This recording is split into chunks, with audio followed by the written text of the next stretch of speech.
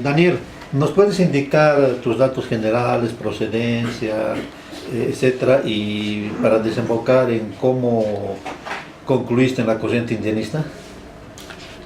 Mi nombre es Daniel Sirpa Tambo, soy hijo de Domingo Sirpa Tarqui y Carmen Tambo Choque.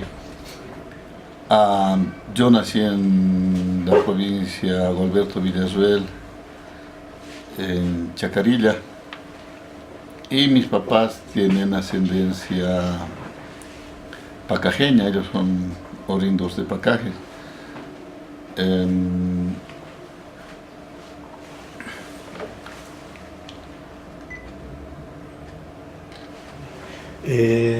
Lunes 15 de septiembre de 2014, oficina de Pucara, entrevista a Daniel Sirpa Tambo. Daniel, ¿nos puedes indicar tus referencias generales y de qué manera desembocaste en el movimiento indianista? Sí, bueno, gracias. Mi nombre, como decía, Daniel Sirpa Tambo. Soy hijo de Domingo Sirpa Tarqui y Carmen Tambo Choque, ellos son oriundos de Pacajes, comunarios de Pacajes. Y bueno, yo nací en un centro minero, ellos eran, mi padre era un minero migrante.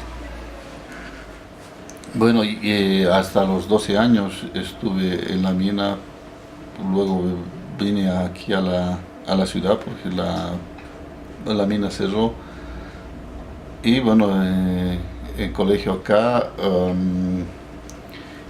hubo una, bueno, a través de las actividades de colegio, las cosas, es decir, a través de algunos profesores que teníamos, que nos incitaban a la reflexión política, a la reflexión, a la discusión sobre la realidad social, pues empezamos a acercarnos a diferentes tópicos de la realidad local, ¿no? Y a la par, me encontré con un primo que estaba ligado al movimiento indio Tupac Katari. Ya de joven encontramos nos invitaron a algunas charlas, me acuerdo muy bien, creo que era en el centro Minca, si no me equivoco, hermano Zenobio Ayala, me parece que ya ha fallecido, que bueno, en ese entonces habían publicado el libro de Ramiro Reinaga, El Tahuantinsuyo, y bueno, era una reflexión, una discusión acerca de lo que pasaba. Bueno, ese fue un primer acercamiento, ¿no? Luego, después, esta persona, Roberto, tenía un centro cultural Tahuantinsuyo, y bueno, con el que hicimos algunas actividades, ¿no? Y de pronto, bueno, después de salir bachiller y estar estudiando en la escuela industrial, pues apareció lo que entonces se llamaba el Centro Chitacoya, y bueno, ahí tuvimos una participación mucho más directa, mucho más activa, y bueno, es a partir de ello que de una manera más directa, pues hay una relación de manera más militante con el indianismo. ¿Nos puedes hablar sobre el centro Chitacoya, todo el trabajo que realizaba, qué tipo y su relación con el MITCA? Bueno, el centro Chitacoya fue un centro el nombre completo creo que era Centro de Investigación y Formación sobre las culturas indias Chitacoya. Este centro tenía una relación directa con el MITCA, pues muchos de los militantes, algunos de los miembros de este centro eran militantes también del movimiento indio Tupac Katari. Y bueno,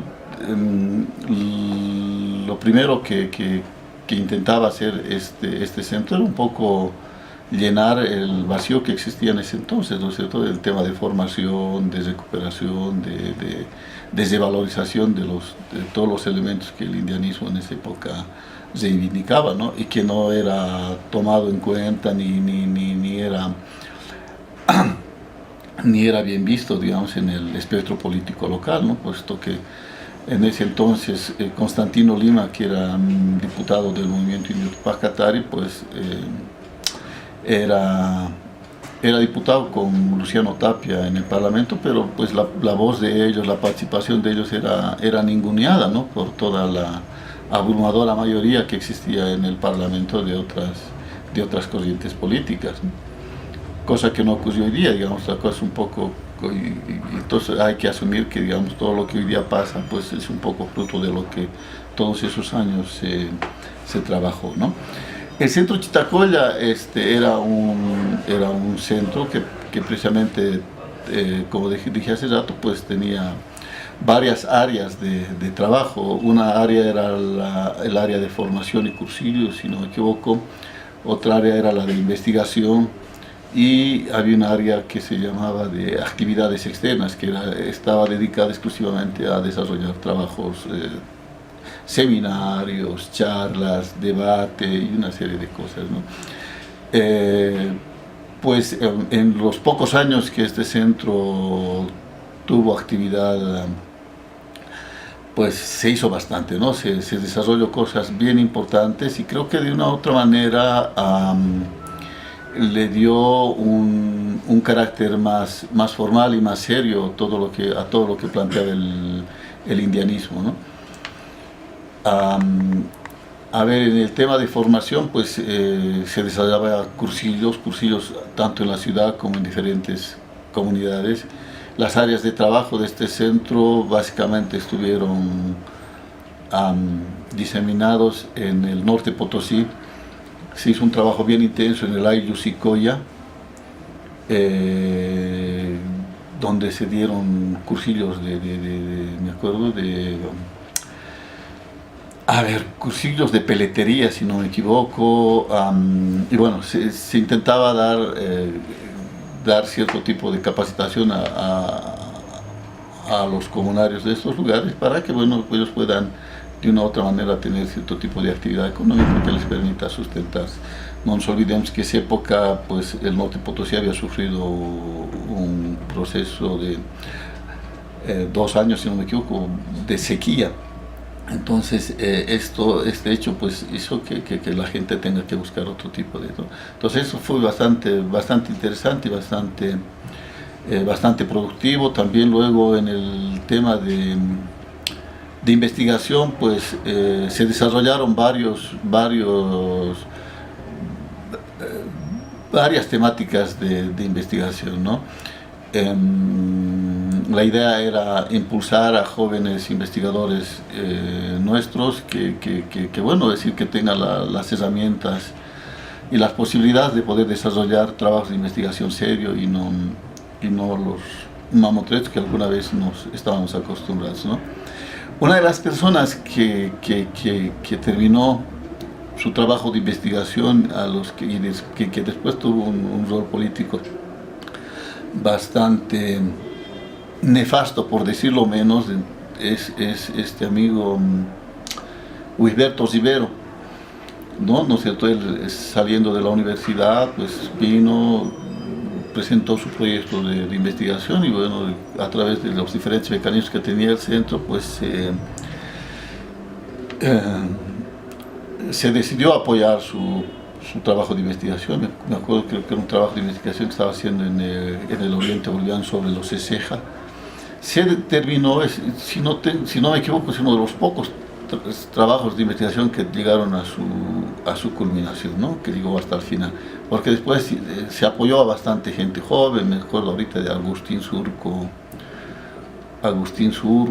que se hacía decir Capayqui, después a Esteban Ticona, a unas muchachas de trabajo social, Elisa Halcón, no me acuerdo después, pero bueno, se trabajó de manera bastante extensa en esa época, ¿no? Después, bueno, en el tema de actividades externas, como decíamos, era una especie de la oficina de relaciones públicas, es decir, donde pues se trataba de mostrar lo que el centro estaba haciendo, y un poco de informar, ¿no es cierto?, las diferentes actividades que se realizaban periódicamente.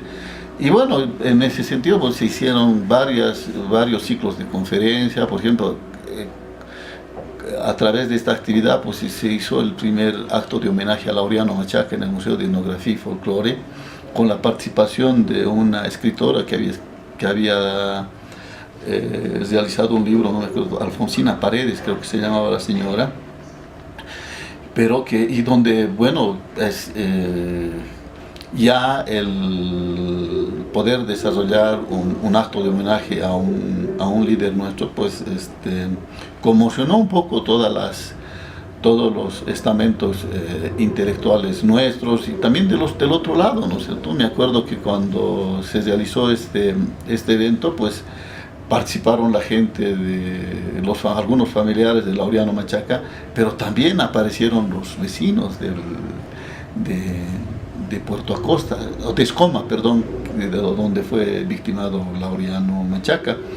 Y pues ahí se notaba nomás un poco la tensión que había entre los comunarios y los vecinos. Y bueno, a través de, bueno, se explicó lo que se quería, que era resaltar la figura, y bueno, la gente decía, no, pero este era un asesino, un mata gente, y la otra gente igual hablaban, decían, no, pero si a Laureano lo han hecho chicharrón los vecinos, se lo han comido, y bueno, y en la figura de Laureano Machaca se generaron muchos mitos, ¿no? de cómo había, o qué había sucedido finalmente con la muerte de esta persona, ¿no? Y bueno, otras cosas interesantes que se desarrolló durante esta época, y me parece una de las más pesadas, ¿no? De las muchas otras actividades que se hizo, ¿no? Fue una conferencia que hicimos en el Paraninfo de la universidad. Se llamaba Indianismo, clase, no, Indianismo, clase y nación. Nación, clase, no me acuerdo el nombre, pero eran los tres, es decir, el indio era nación, clase, no me acuerdo, pero esa era la temática de este evento que se realizó en el Paraninfo. Ya había una abierta diferencia con lo que en ese entonces también se empezó a conocer como el catarismo. Entonces se presentó y participaron de este evento pues los exponentes más importantes de estas dos tendencias en este evento, ¿no? Me acuerdo muy bien que por los cataristas estaba Víctor Hugo Cárdenas, estaba Germán Choquehuanca, estaba Sebastián Mamani, estaba el director de Chitacoya, que era Pedro Portugal, no me acuerdo si estaba Constantino Lima también, sí, pero participó todo lo más representativo, digamos, de ese entonces, de los indianistas y cataristas, ¿no? Y fue un éxito en la universidad, ¿no? Pues eran 2 días, los 2 días se llenó el Paraninfo, reventó, no había espacio para que la gente pueda entrar, y dentro de las discusiones, las diferentes temáticas, lo que se podía notar, digamos así, como una especie de síntesis de lo que me acuerdo más bien de esa época, fue lo interesante, ¿sí? Los indianistas con el discurso, ¿no? Radical, así bien queriendo romper todo, un poco buscando incluso la ruptura civilizacional. Y los cataristas con un discurso mucho más conciliador, mucho más, sí, somos indios, pero también somos pobres y toda la cuestión, ¿no? Pero lo interesante de todo esto fue que no importó que el discurso conciliador de los cataristas, y bueno, obviamente lo de los indianistas fue un discurso provocador, la izquierda en la UMS reaccionó de una manera pero tan dura que les empezaron a dar palo a los dos, o sea, no sé, que ustedes reaccionarios, que ustedes históricos, que bueno, el discurso que en ese entonces manejaba la izquierda, ¿no? Para intentar justificar. No hay que olvidarnos que en esa época la izquierda no entendía el problema nacional que existía en el país. Para la izquierda en ese entonces en Bolivia existían pobres, clase obrera, explotados y explotadores, ¿no es cierto? Y si los indios estaban entre los explotados, bueno, tenían que sumarse a la vertiente, al sendero iluminado de que, bueno, eran los proletarios que iban a sacar de la miseria a los explotados, ¿no? Entonces, ese fue una de las cosas que me llamó la atención, es que les importó, ahora, cuando digo izquierda, digo desde los trotskistas hasta los Partido Comunista, Partido Socialista, o sea, todos, es decir, hubo una pelea, es decir, de pronto un poco al final casi se agarran a golpes, pero era una pelea más que ideológica, casi étnica, es decir, los zurdos todos caritos y los indios todos indios, o sea, es decir, y ahí tú te veías, te encontrabas con que los zurdos, pues toda la gente que estaba entre los zurdos, ¿no es cierto?, no encontrabas a gente nuestra. Y si había gente nuestra entre ellos, evidentemente eran los que pegaban los afiches, eran los pinches, como se dice, ¿no? Entonces, eso me llamó la atención de manera bien marcada, digamos, en ese proceso, ¿no? Ahora, es más, no estoy tan seguro, me acuerdo yo esa época, bueno, en una de las elecciones de la FUL, yo me acuerdo que había, que a través de estos amigos que yo conocía del MIT, que eran del MUJA también, yo fui una vez, estando todavía yo en colegio, a una presentación de candidatos en una elección de la FUL. Los del MUJA se presentaron, pero los del MUJA los hacían pelotas, se burlaban de ellos, se reían. Es más, cuando empezaba a hablar, no me acuerdo si era Germán Choquehuanca, creo que era el candidato en ese entonces a la FUL, empezaba a hablar Germán Choquehuanca, la gente se daba la vuelta. Porque son de la silla, agentes de la silla, que esto, que una serie de pitos, se daban la vuelta y los hacían corretear, ¿no?, a los hermanos. Y no estoy tan seguro, me acuerdo creo que ahora lo he visto alguna vez en la Cancillería, a uno de estos personajes que era del Partido Socialista.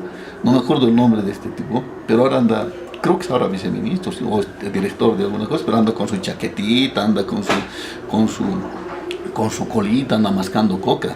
Pero es uno de los que en ese entonces hacía escapar a nuestra gente.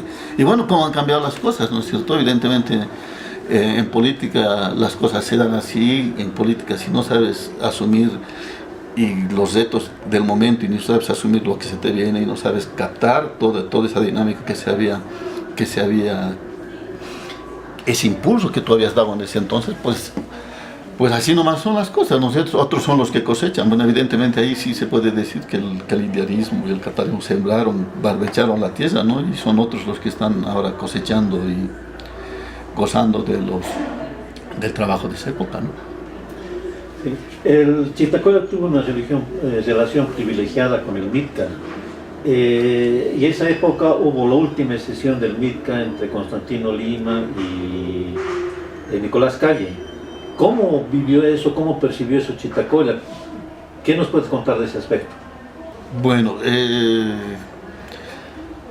a ver, en esa época, bueno, evidentemente decir el impulso de todos los que en ese entonces éramos jóvenes y estábamos, habíamos agarrado la efervescencia del momento político que se vivía, pues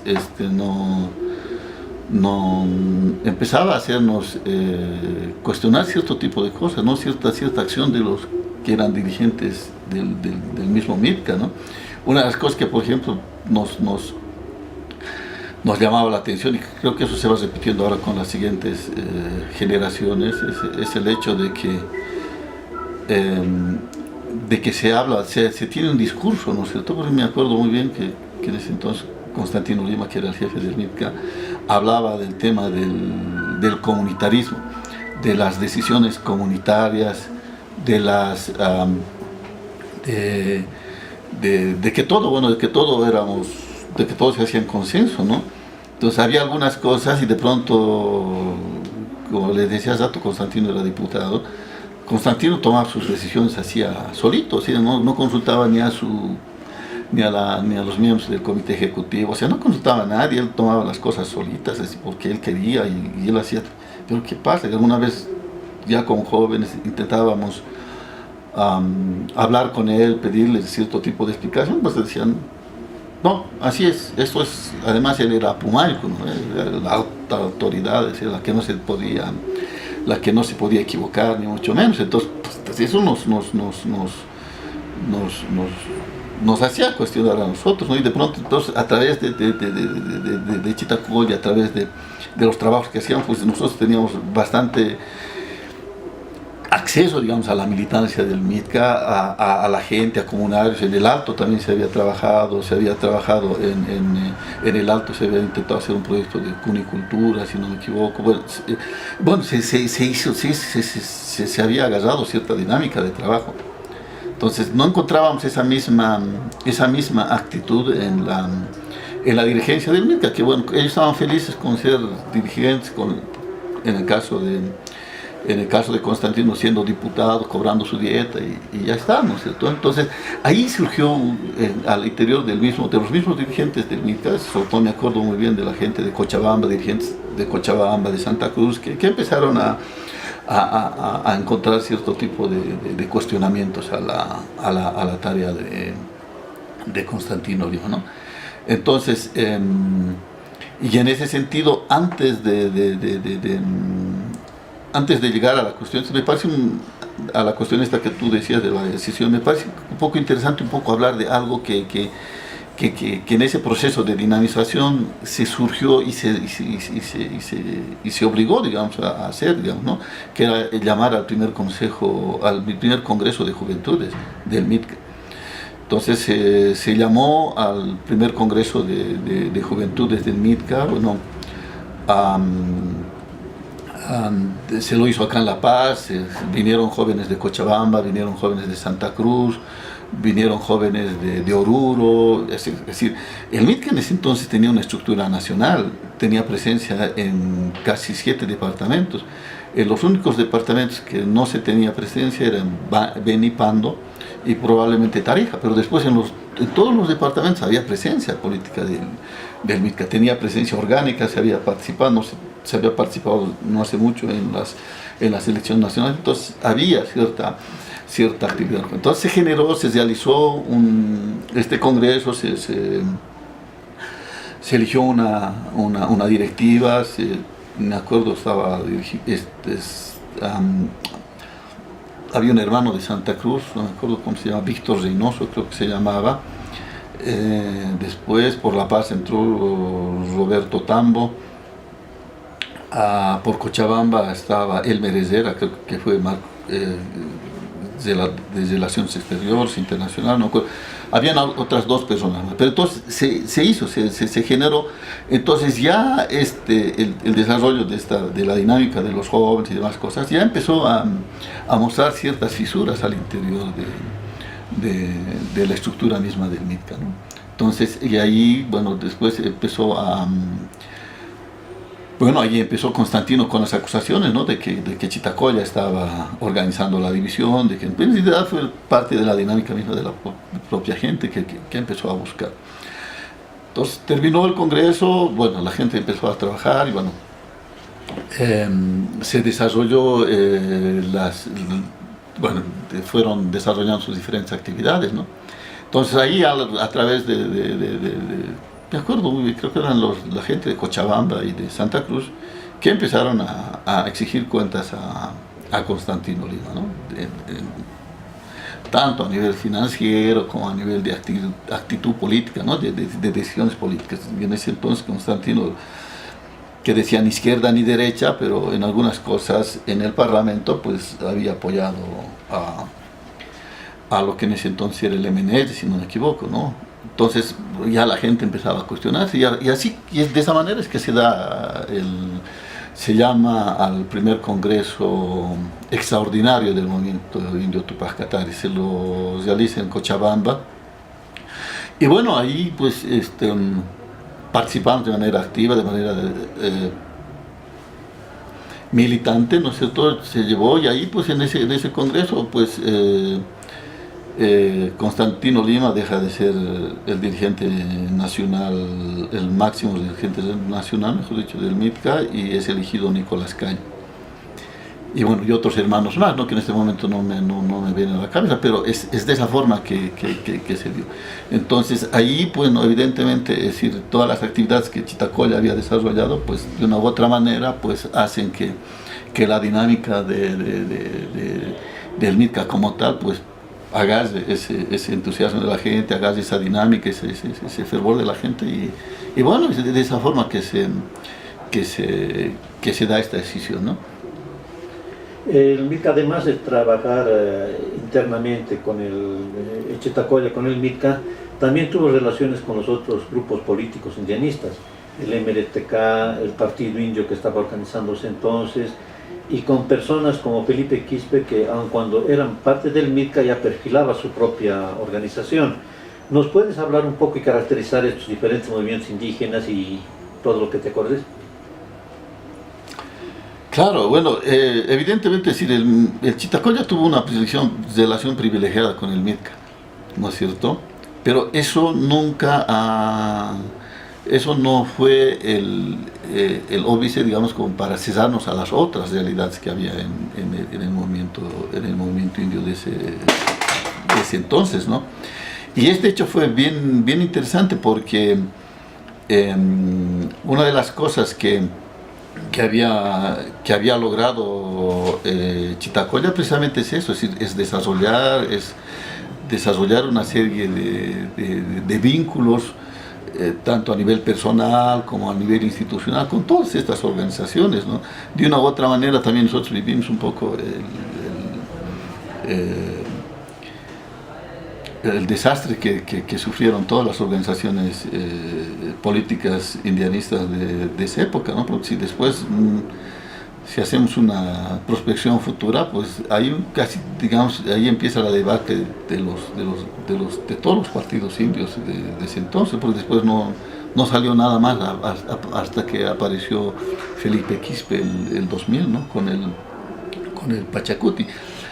Pero a ver, en ese entonces, por ejemplo, una de las virtudes de Chitacoya fue que absolutamente todos los dirigentes indios políticos indios de ese entonces circulen por Chitacoya. O sea, tengamos una relación de alguna u otra manera, coordinemos de alguna manera. Por ejemplo, me acuerdo que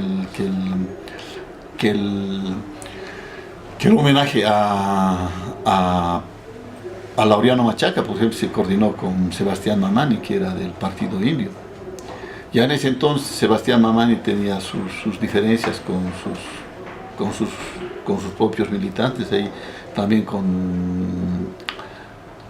Ramón Conde, con Germán Choquehuanca, con todos ellos, ya había, es una de las grandes tragedias de todas las organizaciones indias, ¿no? Es el tema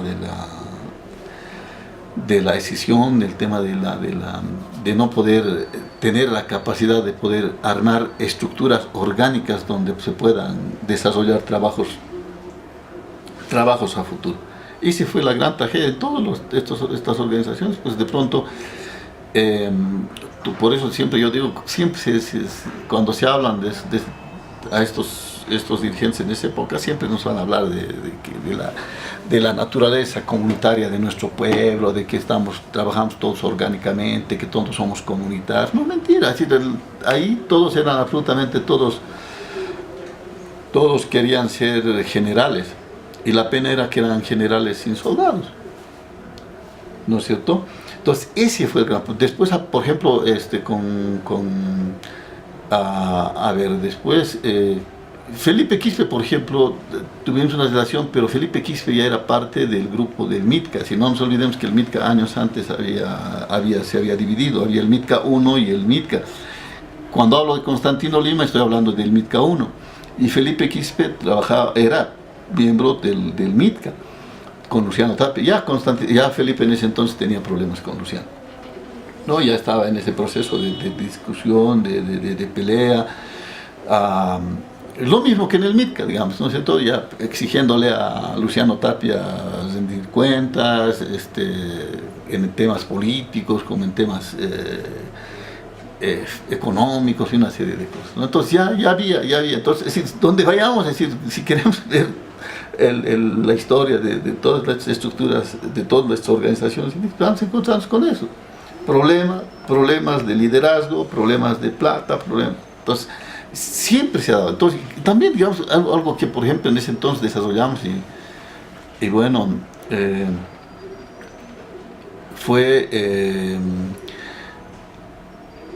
una relación bastante amigable, se puede decir, ¿no es cierto?, con alguna gente del MRTK, que también, igual hay que hablar así como los otros, ya el MRTK en ese entonces ya estaba como MRTKL porque se habían peleado con Genaro, Víctor Hugo Cárdenas, Walter Reinaga y toda la cúpula de ese entonces había peleado había peleado y había una decisión con el MRTK de Genaro Flores. Pero bueno, con el MRTK de Genaro Flores fue un poquito complicado poder desarrollar algún vínculo, porque en ese entonces no nos olvidemos algo que igual no hay que dejar de mencionar ni decirlo, es que en ese entonces, a través de una serie de hechos que se sucedieron, el catarismo y el indianismo, evidentemente ahora parece que fueron una cosa, no, había peleas a muerte. Había una civilidad, pero así, durísima. Me acuerdo que alguna vez a algún dirigente de los indianistas, pues los hacían patear, los pegaban. En ese entonces no hay que olvidarnos que Genaro Flores tenía sus lugartenientes, tenían una guardia, pero así de chicoteadores, y me acuerdo, creo que eran achacacheños, si no me equivoco, ¿no sé? Entonces, o sea, cualquiera que iba o que no estaba de acuerdo con Genaro, pues la cosa era chicotazo. Y la diferencia entre los indianistas y cataristas precisamente fue esa, así, no fue una cuestión idílica, digamos, por eso ahora, por ejemplo, cuando ves algunos jóvenes levantan el tema de los indianistas y los cataristas como una cuestión unida, una cuestión conjunta, pues me parece un poco no conocer esa vertiente. Ahora, evidentemente, digamos, por temas ideológicos y una cuestión a futuro, evidentemente eso hay que reivindicarlo de esa manera, ¿no? Pero en el fondo, tal cual se desarrolló en sus inicios estas dos corrientes, fue así, pero fue durísimo, ¿no? Ya en la parte esta, cuando el MRTKL se cinde, el MRTK mejor se cinde y se quedan como era MRTKL, Víctor Hugo Cárdenas, Walter Reinaga y todos ellos, ya con ellos sí hubo una relación un poco mucho más amigable, si se puede decir, ¿no? Se podía conversar con ellos, alguna vez les hicimos una entrevista en el Chitacoya, algo que no estoy hablando, me parece que es una cuestión vital, es una de las pocas cosas que se había dado en ese entonces, bueno, que se dio, obviamente tuvieron anteriormente otras iniciativas en ese sentido, pero el Centro Chitacoya tenía un boletín Chitacoya, así de un boletín que evidentemente en un principio tenía la intención de mostrar las actividades que hacía el centro y uno que otro, y además también poder hacer que la gente conozca el avance de los diferentes trabajos de investigación que estaban desarrollando, ¿no? Y de pronto, de más en más, el boletín empezó a convertirse como una referencia ideológica, porque ahí se publicaban artículos con bastante contenido ideológico, con una serie de cosas, ¿no? que hicieron que el boletín tomara un rumbo bien importante. No me acuerdo, llegamos a sacar como 60 números, 55, 60, pero se pasaron los 50 números de este boletín. Era un boletín que se sacaba cada mes, después al final, bueno, sacábamos cada 2 meses, cada 3 meses, creo que al final, creo que al año 2 veces sacamos ¿no? Entonces, pero por ejemplo, la labor del boletín fue muy importante porque empezó a desarrollar, empezó a trabajar ese algo que faltaba a todas las propuestas idealistas, ¿no? Que era que la gente conozca, que nuestra gente conozca. Pero evidentemente a veces se queda entre 4 o 5 paredes, en 4 o 5 personas, pero no, este boletín empezó a agarrar otros rumbos y en los cursillos, por ejemplo, que desarrollábamos en las comunidades, llevábamos el boletín y les entregábamos, la gente lo tenía como el evento. Y me acuerdo varias anécdotas en ese sentido, ¿no? Por ejemplo, los profesores rurales han jugado un rol bien importante en todo el desarrollo, el crecimiento y la difusión del movimiento del indianismo.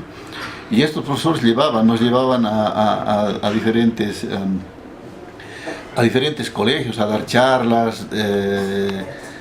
Me acuerdo que habíamos en estos, como una de las actividades de Chitacoya también habíamos hecho una película que se llamaba Pueblo Indio. Entonces con esta película llevábamos a los colegios proyectábamos la película y después de la producción de la película se generaba un debate, se mostraba. Entonces se desarrolló un trabajo bien interesante en ese sentido, ¿no? Perdón, creo que me he pasado pero que me parece importante poder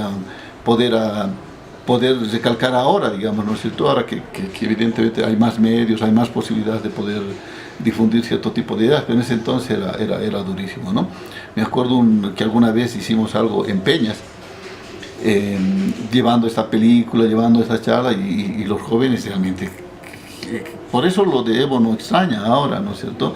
Porque todo el trabajo que se hizo durante todos esos años, el Evo lo ha cosechado, pero así de manera gratuita, si se puede decir, ¿no? Porque lamentablemente el indianismo y el catarismo no han tenido la capacidad de poder asumir los retos que el Evo asumió durante esta última época. Respecto al tema de Chitacoya con sus movimientos indios, era fácil invitar, por lo que cuentas, a otros dirigentes a hacer algunos actos donde se sentaban quienes estaban en conflicto, que eran indianistas cataristas. Me parece que también se lo invitó a Felipe Quispe y era muy difícil que él participe en actos públicos, pero de alguna manera tenía relación especialmente con algunos jóvenes de Chitacoya. ¿Cómo lo caracteriza ese momento respecto a la relación con Felipe Quispe? Sí, bueno, yo creo que digamos una de las grandes cosas que logró, digamos, Chitacoya es eso, es decir, poderse mostrar como una especie de referencia de lo que el indianismo en ese momento era y se planteaba, ¿no? Pues había mucha gente que tenían en Chitacoya como una especie de ONG donde podían agarrar y practicar, desarrollar sus actividades. No nos olvidemos que los cataríes en ese entonces tenían pero ONGs grandes que apoyaban pero de manera abierta no solo a los cataríes, sino a la misma CSUTCB, ¿no? No hay que olvidar lo que hacía SIPCA, lo que hacía ACLO en los diferentes lugares. O sea, todo el aparato de la Iglesia Católica estaba en pos de que el catarismo, el sindicalismo campesino de ellos llegue a buen puerto, ¿no? Lo que no sucedía con los indianismos, donde iban con el planteamiento que tenían los indianistas, en todos lados los acaban tostando, ¿no? Evidentemente también si vas a decirle a un cura vamos a matar a los curos, vamos a mandar a su madre patria a España, pues qué cura va a querer o qué ONG te va a querer ayudar, ¿no? Pero y era eso, digamos, ahí encontramos a mucha gente joven con ganas de trabajar, y uno de ellos precisamente era Felipe Quispe, ¿no? que encontró, digamos, en las actividades que hacíamos según él, ¿no es cierto? Yo me acuerdo muy bien alguna vez que charlábamos y decía, Chitacoya tiene un sesgo culturalista, ¿no?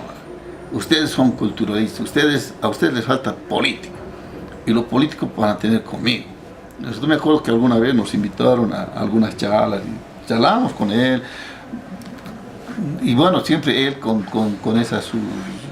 lo que hasta ahora, ¿no? Yo creo que él va a morir así, de esa forma, ¿no? Siempre creo que la solución pasaba por la lucha armada, por la lucha violenta, y ya desde entonces estaba con ese tipo de cosas, ¿no? Pero bueno, esa fue. Entonces allí sí se tuvo, se desarrolló ciertos vínculos de amistad que bueno, hasta ahora se mantienen y se lo desarrollan, ¿no? Hablaste de las instituciones, las ONGs que había. Hubo una reunión en Trinidad en la que se definió lo que iba a ser la política de las ONGs respecto al movimiento indígena y campesino, y había dos posiciones contrapuestas, la de Javier Albó y la de Richter. Sí. ¿Tú nos puedes dar detalles y comentar ese encuentro? Mira, bueno, la verdad es que mucho no me acuerdo, pero el asunto pasa eso, digamos, un poco hay que ver nomás ahí que la gran tragedia de nuestro pueblo, ¿no? a veces el curso de la historia se discute y se define en otros lados y no nosotros mismos lo definimos, ¿no? Y precisamente, no me acuerdo qué reunión era, y era en Trinidad, evidentemente. Era una... Bueno, en realidad se definió ahí. Ahí tú veías, bueno, después de lejos, después de un tiempo, después de meditar un poco, y tú te das cuenta cómo al final, ahí entre Javier Albó y Jürgen Richter, Javier Albó, dueño por decir así, Javier Albó era el director de SIPCA y Jürgen Richter era el director de APCOB, Apoyo para el Oriente Boliviano, algo así.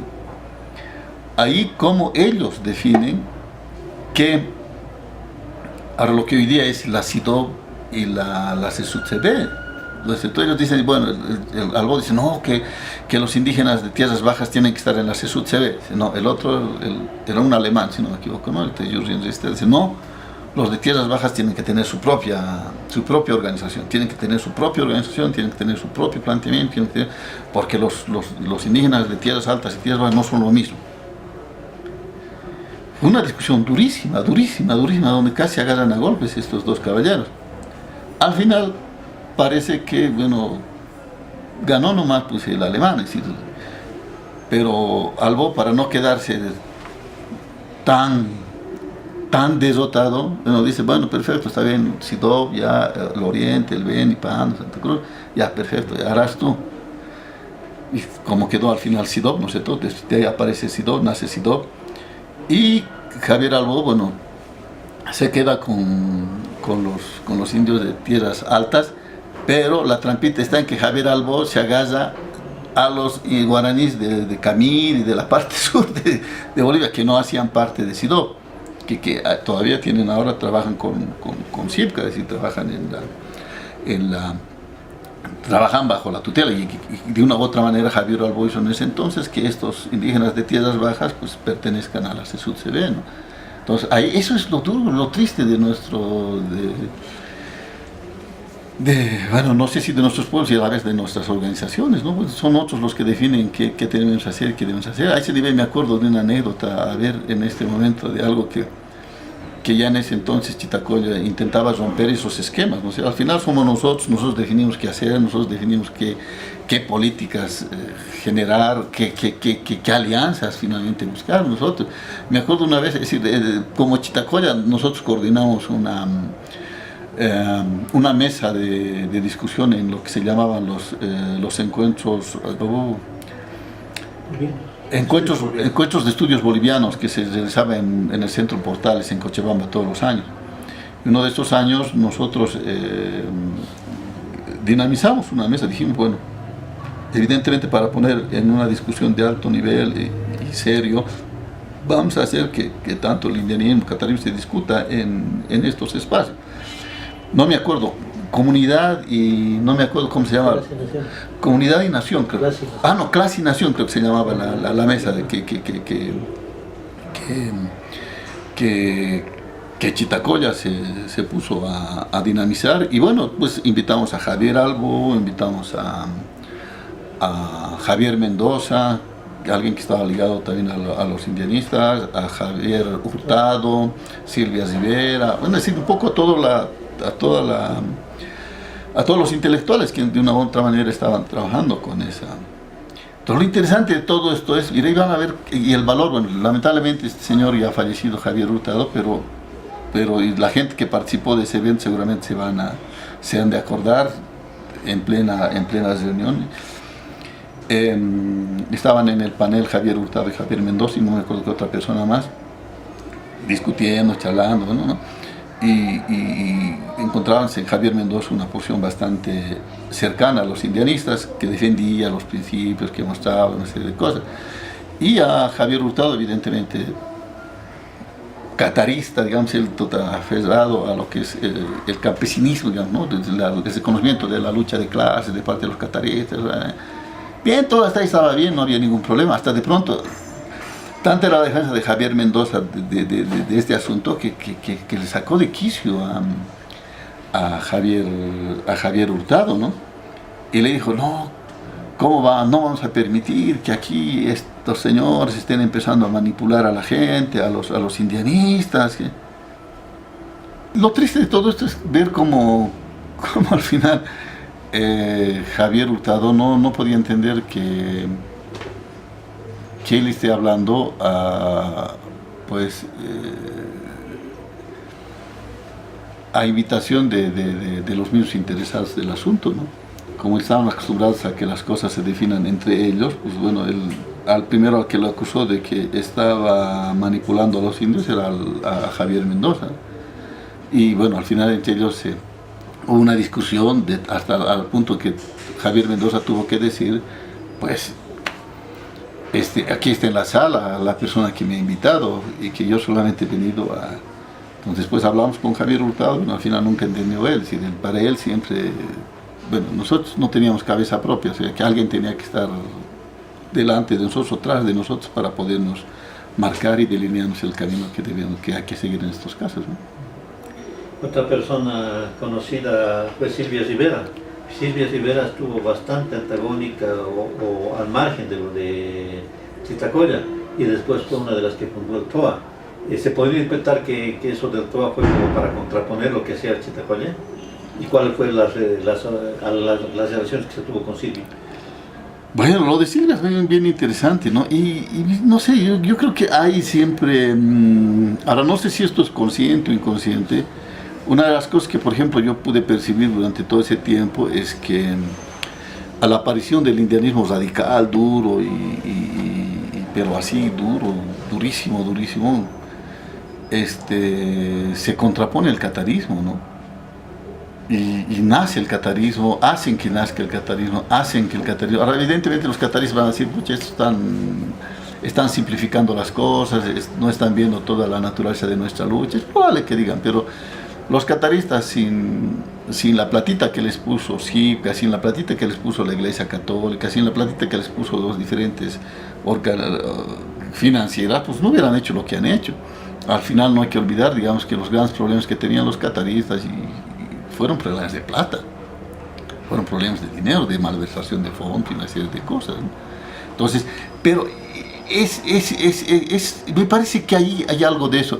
Y también no nos olvidemos que en ese entonces, por ejemplo, se había sacado Chittacoya, y junto a Chittacoya también el MITCA tenía un periódico que se llamaba Uña y Marca. A la par de eso, los cataristas igual sacaron 3 números, 4 números, no me acuerdo, se llamaba Guaira, si no me equivoco, el periódico que tenía, intentando contrarrestar evidentemente lo que en ese entonces estaba haciendo el Chittacoya.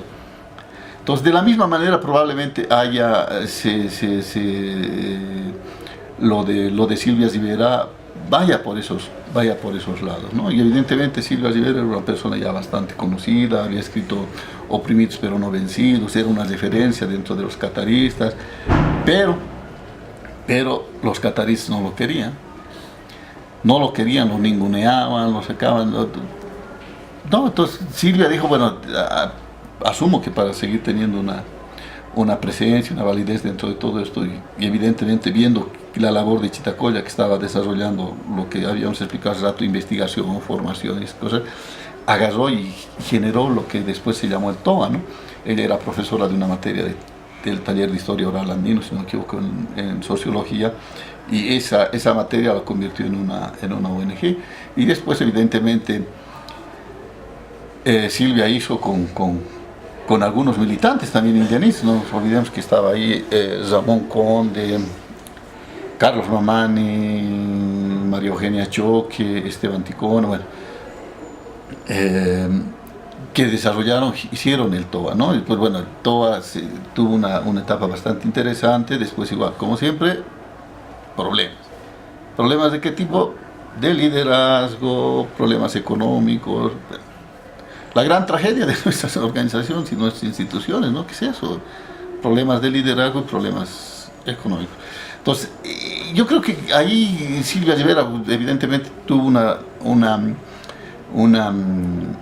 actitud bastante distante con lo que hacía Chittacoya, pero tampoco, digamos, de manera directa y abierta perjudicaba las cosas que hacíamos, evidentemente. Alguna vez incluso le invitamos a darse alguna charla, algunas cosas, pero evidentemente sí se puede ver que lo que hizo Chitacoya pues marcó esa época, ¿no? Marcó de tal forma que pues muchas cosas giraron alrededor de lo que era Chitacoya, bueno, para en algunos casos a favor, en otros casos en contra, para tratar de contrarrestar lo que se hacía, ¿no?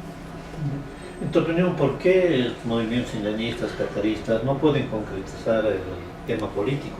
Aun cuando era eso lo que giraba en sus cabezas, el motivo de organización. ¿Qué hay que se escapa a la realización social, la realización política? Y de esta manera, digamos, el MAS llega al poder porque asume todos los discursos y los postulados indianistas y cataristas. Y otra pregunta ligada a esta. ¿Ese hecho histórico significa que el MAS ha resuelto este problema? ¿En qué queda lo que era el indianismo y catarismo? ¿Queda ya relegado? ¿Queda pendiente? ¿Se lo debe superar? Bueno, es decir, digo, es una tragedia, ¿no? Pues es absolutamente en todas, es decir, todas las organizaciones, instituciones, grupos que conozco, todos han pasado por ese proceso. Hay algo que está mal. Y lamentablemente incluso experiencias recientes, ¿no? No hay que olvidarnos de lo que pasó con Felipe, de lo que pasó con el MIP, que son experiencias mucho más recientes, pero pasa por esos, y ahí intentar entender ese proceso, yo creo que es, va a ser como intentar descubrir nuevamente tal vez la fórmula de la pólvora, no sé. Pero a mí me da la sensación de que hay un elemento bien claro en todo esto, y pasa por la colonización, ¿no? Nuestra gente, nuestros jóvenes, nuestra gente está impregnado de muchas taras coloniales, y eso hace que uno se reaccione de esa manera. Tenemos muchas miserias, tenemos muchas cosas que están mal, ¿no? Entonces eso siempre nos va a impedir poder desarrollar actividades políticas concretas como se intentó, o instituciones como también algún rato se intentó desarrollar, ¿no? Y yo tengo la sensación de que eso pasa porque, como hablando un poco en términos informáticos, hay que empezar a formatearnos la cabeza, ¿no? Hay que ponernos a meternos otro sistema operativo, y un sistema operativo que esté más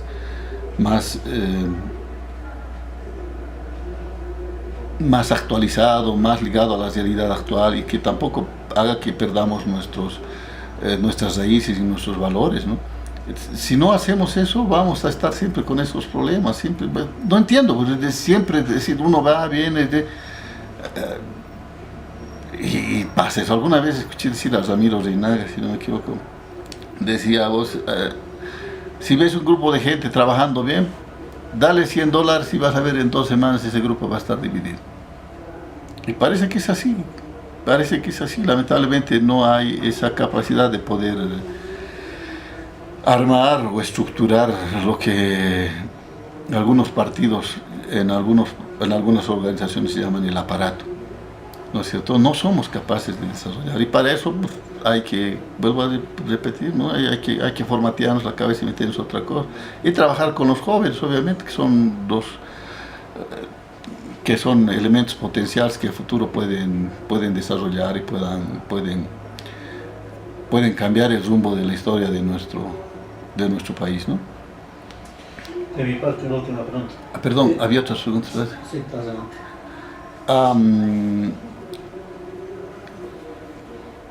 Ahora, ¿cómo el MAS ha capitalizado todo eso? Lamentablemente, eso es cierto, el MAS ha sabido capitalizar. No sé si el MAS como MAS, digamos, ¿no? Porque no nos olvidemos cuál es la estructura del MAS, ¿no es cierto? Yo tengo la sensación de que toda esta efervescencia de los años 70, ¿no es cierto?, ha ido incubando toda esta dinámica, toda esta bronca, toda esta necesidad de encontrarte contigo mismo, esa necesidad de búsqueda de revalorizarte tú mismo, de búsqueda. No hay que olvidarnos, por ejemplo, todo lo que se hizo en los años 70, lo que fue lo que fue el impulso que generó que se imponga la huipala como un símbolo de resistencia y de lucha, de poner al Año Nuevo Aymara, digamos, como un elemento identitario. Todos esos elementos han hecho que lleguen a esta época. Y bueno, lamentablemente, si toda esta dinámica alguien tiene que asumirlo, alguien tiene que capitalizarlo políticamente, ¿no? Y en ese entonces no hay que olvidar que Felipe Quispe, bueno, tal vez cometió el mismo error del movimiento indio contemporáneo de la época de Constantino Lima, Luciano Tapia, es decir, se mostró radical, se mostró intransigente, se mostró, pero de tal forma que hizo asustarse a la gente, ¿no? Hizo asustar a la gente, me acuerdo, en las jornadas de los bloqueos del 2000, había gente en la zona sur que estaba empezando que hablaba de hacer sus milicias armadas para defendernos de la presencia de los indios. Entonces, todo eso ha hecho que un Evo Morales, ¿no es cierto?, haya podido capitalizar todo eso. Pero cuando decimos un Evo Morales, no estamos hablando de un dirigente que estuvo ligado a este tipo de lucha, ese tipo de lucha indianista, catarista. No, Evo Morales era un dirigente sindical cocalero que lo que buscaba, que yo me acuerdo un trabajo que hicimos en la universidad, es en una de las marchas que llegaba Evo Morales y le preguntamos, y bueno, esta reivindicación hace que la gente pueda pensar en la posibilidad del retorno, de la restauración del Tahuantinsuyo o del Collasuyo, algo así. Una vez le hicimos una pregunta: ¿cómo pues, compañero? ¿Qué les está pasando? Eso es cosa del chunchu tiempo, decía Evo Morales. Y después, años después, uno se encuentra pues, con que Evo Morales ahora se agarra, digamos, ¿no es cierto?, del aspecto étnico como un elemento base para poder sustentar su poder, y asumir el gobierno que tienen actualmente, ¿no? Entonces, yo creo que ahí, evidentemente, el tema de la descorrupción es una tarea pendiente para este gobierno, y es una tarea pendiente para las futuras generaciones, ¿no? Pues lamentablemente el MAS no ha tomado muchos elementos, muchas ideas fuerzas de los años 70, incluso los ha constitucionalizado sin entender el porqué. Y ahora están en el grave dilema de, pucha, ¿cómo nos deshacemos de estas cosas? Pues no nos van a dejar gobernar de manera seria, como ellos dicen, ¿no es cierto? Y se están tratando entre comillas también, ¿no es cierto?, de desindianizar todo el discurso que ellos tienen. Es corriente actual de pensamiento, esto del Sachaguarmi, la participación de la mujer, etc. En el indianismo y el catarismo, sin embargo, parece ser que la participación de la mujer era bastante disminuida o secundaria. ¿Qué era en Chitacoya? Bueno, es otra de las grandes mamás que se van discutiendo actualmente, ¿no es cierto? Y lamentablemente, sí, las mujeres no siempre han tenido una participación política abierta, pero en Chitacoya sí habían personas, habían mujeres, ¿eh? Evidentemente no eran la mitad, si se puede decir, ¿no es cierto? Pero me acuerdo de dos personas, ¿no es cierto? De Berta Chuquimia, que era la responsable, la secretaria general, no me acuerdo. Pues había una hermana que estaba como responsable de la biblioteca, es algo que no hablamos, por ejemplo. Teníamos un centro de documentación bastante diversificado y especializado, si se quiere, en el tema del indianismo y del catarismo, ¿no? Eugenia Choque se llamaba, Eugenia Choque, ella, y en ese entonces, evidentemente, es decir, como centro se había visto la necesidad de un poco de impulsar la participación de las mujeres. Y me acuerdo que habíamos hecho un encuentro sobre la mujer en el mundo andino, incluso hicimos una publicación donde participaron evidentemente todas instituciones, me acuerdo del CIDEM, de las Gregoria Pasa, Bueno, participaron diferentes instituciones que estaban trabajando en el tema de las mujeres, ¿no? Y bueno, es decir, el tema de la mujer tenía una, una apertura, si se quiere, bastante interesante en el centro como tal, ¿no? Pero evidentemente nosotros no pregonábamos el chachabán ni nada de eso, simplemente porque había la necesidad de trabajar. Y bueno, yo también creo que la participación política activa de la mujer tiene que ser obra y fruto de,